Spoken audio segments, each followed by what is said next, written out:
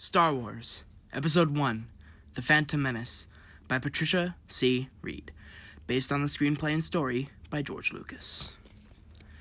The hologram in the conference room showed only a thick green cloud. Newt Gunray studied the picture carefully. The Jedi must be dead by now, he thought. He switched to a view of the hallway outside the room, where a crowd of skeletal battle droids waited. "Go and blast what's left of them," he ordered. The droids readied their weapons.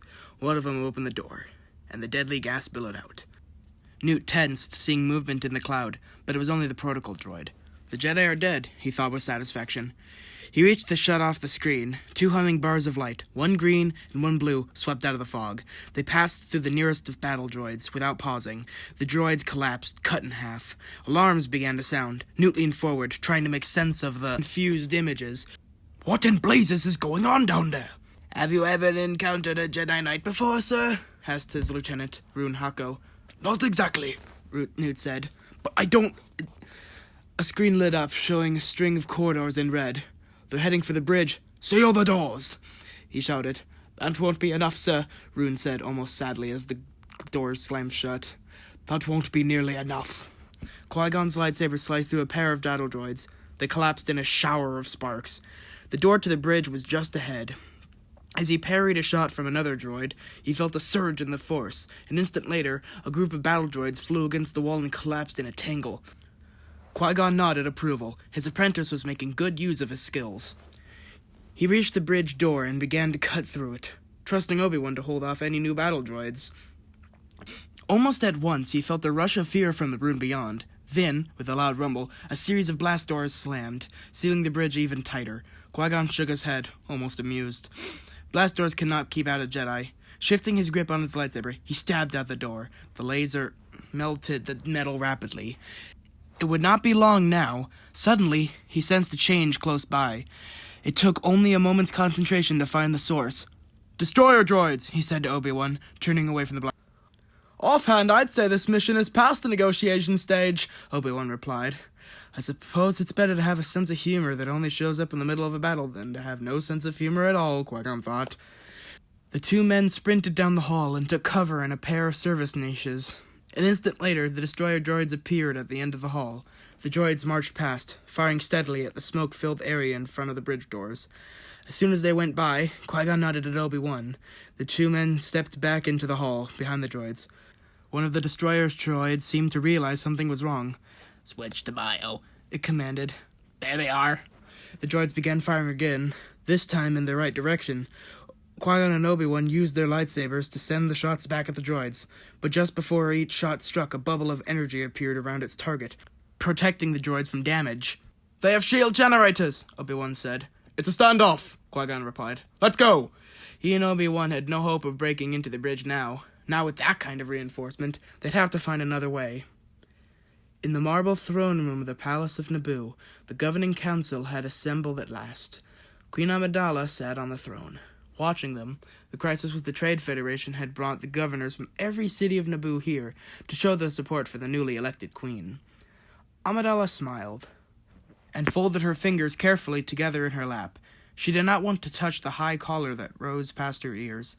"It's straight," she told herself. "It must be straight. Irte checked it before I came in." The elaborate royal costumes and formal face paint were as much a part of her new position as the decisions she was called upon to make every day. And her appearance was especially important today, because she was about to speak with the Trade Federation. The representatives, she knew, already thought that a 14-year-old girl was far too young to rule a planet. That's probably why they picked Naboo for their blockade. "Well, I'll show them that I'm capable." The large view screen lit up, showing the overbearing Trade Federation Viceroy, Newt Gunray. "Again, you come before me, Your Highness," he said. "The Federation is pleased." Amidala stiffened. His words were civil, but his tone was insolent. "You'll not be so pleased when you hear what I have to say, Viceroy," she said, in as a cold voice as she could manage. "Your blockade is ended." The Neimoidian's mouth twitched into something very like a smirk. "I am not aware of such a failure." "Enough of this pretense, Viceroy," Queen Amidala said, allowing her angle to show. She felt a stir of approval from the counselors around her. Madon. I know that the Chancellor's ambassadors are with you now. I know nothing about any ambassadors, the Viceroy said smoothly. You must be mistaken. Surprised, Amidala leaned forward and studied the screen closely, but she could not read the Neimoidian's expression. Beware, Viceroy, she said at last. The Federation is going too far this time. He can't ignore the representatives from the Supreme Chancellor, and the Senate will not put up with his blockade for much longer. Your Highness, we would never do anything without the approval of the Senate, Newt said earnestly. You assume too much. Is he acting, or does he mean what he says? We will see, Amidala said, and signaled to end the transmission. As the screen went black, a buzz of discussion rose from the counselors. Amidala tapped her fingers on the arm of her throne, thinking. After a moment, she turned to the governor of Theed. Governor Bibble, contact Senator Palpatine at once. Palpatine represented Naboo in the Senate of the Galactic Republic. If things had changed on Coruscant, if the ambassadors had not been sent after all, Palpatine would surely know the reason. But when they reached Senator Palpatine a few moments later, he seemed as bewildered by the Viceroy's assertions as everyone else was. How could it be true? I have assurances from the Chancellor.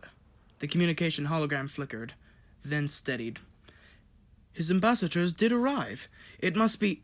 The hologram flickered again, then began to break up. Senator Palpatine, Amidala said urgently. She needed his advice and experience. She had to come through clearly. Negotiate.